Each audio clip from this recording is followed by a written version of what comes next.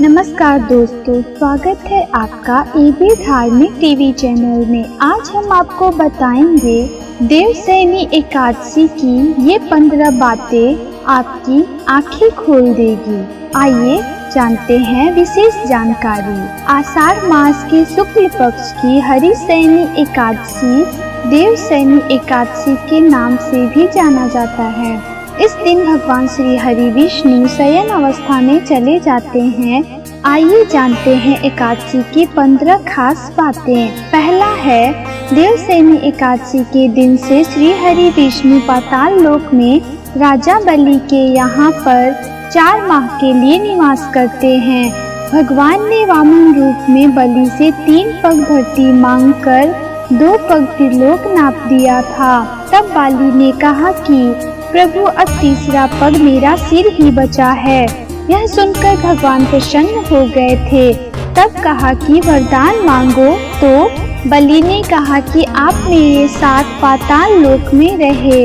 इसी कारण से भगवान 4 माह बलि के यहाँ निवास करते हैं। दूसरा, देवशयनी के आसपास ही सूर्य उत्तरायण से दक्षिणायन हो जाता है।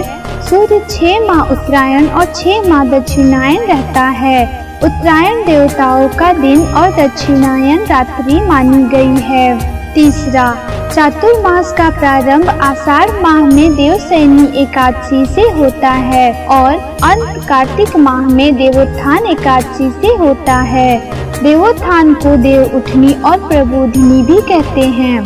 चौथा, देवशयनी का अर्थ है देव और शयन। देव अर्थात विष्णु और शयन अर्थात सोना, नींद या निद्रा। सुप्ते त्वयि जगन्नाथ जमत सुप्तं भवेदिदं विबुद्धे त्वयि बुद्धं च जगत सर्व चराचरम।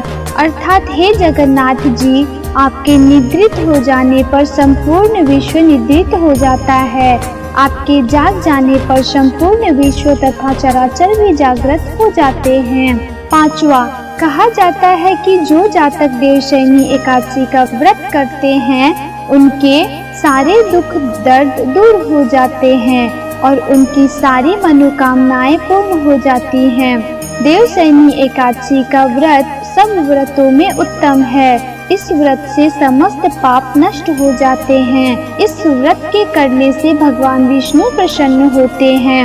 छठा, सतयुग काल में चक्रवर्ती सम्राट मानधाता राज्य करते थे। उनके शासन में प्रजा बहुत सुखी थी। फिर एक बार राज्य में लगातार 3 वर्ष तक भयंकर अकाल पड़ा। चारों ओर हाहाकार मच गया। बारिश का दूर दूर तक नामो निशान नहीं था। इस संकट के समाधान के लिए राजा जंगल में चले गए, जहाँ वे अंगीरा ऋषि के आश्रम पहुँचे। राजा ने अंगीरा ऋषि को अपनी प्रजा का दुख दर्द बताया और उनसे समाधान का विनय किया।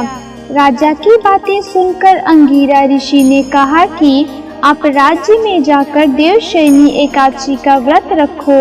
इस व्रत के प्रभाव से राज्य में अवश्य ही वर्षा होगी। अंगीरा ऋषि की बात मानकर राजा मानधाता राज्य में वापस लौट आए। राजा ने विधि विधान से देवशयनी एकादशी का व्रत किया। इसके प्रभाव से जोरदार वर्षा हुई और पूरा राज्य धन धान्य से परिपूर्ण हो गया। 7वां, इस दौरान विधिवत व्रत रखने से पुण्य फल की प्राप्ति होती है और व्यक्ति निरोगी होता है। इस दिन प्रभु हरि की विधिवत पूजा करने और उनकी कथा सुनने से सभी तरह के संकट कट जाते हैं। इस दिन तुलसी और शालिग्राम विधिवत रूप से पूजा और अर्चना करनी चाहिए। इस दिन चावल, प्याज, लहसुन, मांस, मदिरा, बासी भोजन आदि बिल्कुल न खाएं। इस दिन देवशयनी की पौराणिक कथा का श्रवण करें।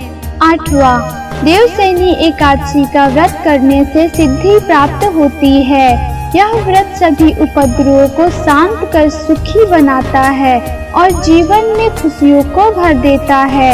एकादशी के विधिवत व्रत रखने से मृत्यु के बाद मोक्ष की प्राप्ति होती है। इस व्रत को करने से व्यक्ति की सभी मनोकामनाएं पूरी हो जाती है। इस व्रत को करने से शारीरिक दुख दर्द बंद हो जाते हैं और सेहत संबंधी लाभ मिलता है। 9वां, आषाढ़ शुक्ल एकादशी के बाद पूर्णिमा से चातुर्मास प्रारंभ हो जाता है। इस दौरान यज्ञोपवीत संस्कार, विवाह, दीक्षा ग्रहण, गृह प्रवेश, यज्ञ आदि धर्म कर्म से जुड़े जितने भी शुभ कार्य होते हैं वे सब त्याज्य होते हैं। 10वां, कुछ खास मनोकामनाओं की पूर्ति के लिए कुछ चीजों के त्याग का व्रत लें। इस व्रत में दूध, शक्कर, दही, तेल, बैगन, पत्तेदार सब्जियां, नमकीन या मसालेदार भोजन, मिठाई, सुपारी, मांस और मदिरा का सेवन नहीं किया जाता है। सावन में पत्तेदार सब्जियां तथा पालक, साग इत्यादि, भाद्रपद में दही, आश्विन में दूध, कार्तिक में प्याज, लहसुन और उड़द की दाल आदि का त्याग कर दिया जाता है। 11वां, यदि आप इस एकादशी का व्रत रख रहे हैं तो ब्रह्म मुहूर्त में उठकर स्नान आदि से निर्वृत्त होकर पूजा की तैयारी करें। पूजा स्थल को साफ करने के बाद भगवान विष्णु की प्रतिमा को आसन पर विराजमान करें। फिर भगवान विष्णु को पीले वस्त्र, पीले फूल, पीला चंदन चढ़ाएं। फिर पान और सुपारी अर्पित करने के बाद धूप, दीप और पुष्प चढ़ाकर आरती उतारें। भगवान विष्णु का पूजन करने के बाद फलाहार ग्रहण करें। फिर रात्रि में स्वयं के सोने से पहले भजन आदि के साथ भगवान को शयन कराना चाहिए। 4 माह के लिए भगवान विष्णु सो जाते हैं और इस दौरान भगवान शिव के हाथों में सृष्टि का संचालन रहता है। इस अवधि में भगवान शिव पृथ्वी लोक पर निवास करते हैं और 4 मास तक संसार की गतिविधियों का संचालन करते हैं। शिव का माह श्रावण माह ही चातुर्मास का प्रथम माह है। 13वां, इस माह में श्री हरि विष्णु के साथ ही आषाढ़ में वामन पूजा, श्रावण में शिव पूजा, भाद्रपद में गणेश और श्री कृष्ण की पूजा की जाती है। आषाढ़ के महीने में अंतिम 5 दिनों में भगवान वामन की पूजा का विशेष महत्व बताया गया है। इस माह में इन दोनों देवताओं की विशेष कृपा पाने के लिए विशेष व्रत, उपवास, पूजा करनी चाहिए। 14, उक्त 4 माह को व्रतों का माह इसलिए कहा गया है कि उक्त 4 माह में से प्रथम माह तो सबसे महत्वपूर्ण माना गया है। इस संपूर्ण माह व्यक्ति को व्रत का पालन करना चाहिए। ऐसा नहीं कि सिर्फ सोमवार को ही उपवास किया और बाकी बार खूब खाया।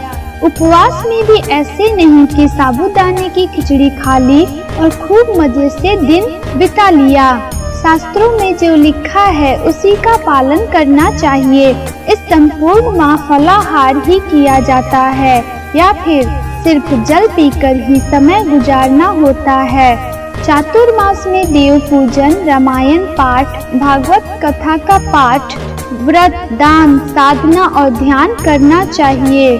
15, माह में 2 एकादशियां होती हैं, अर्थात आपको माह में बस 2 बार और वर्ष में 365 दिनों में मात्र 24 बार ही नियम पूर्वक एकादशी का व्रत रखना है।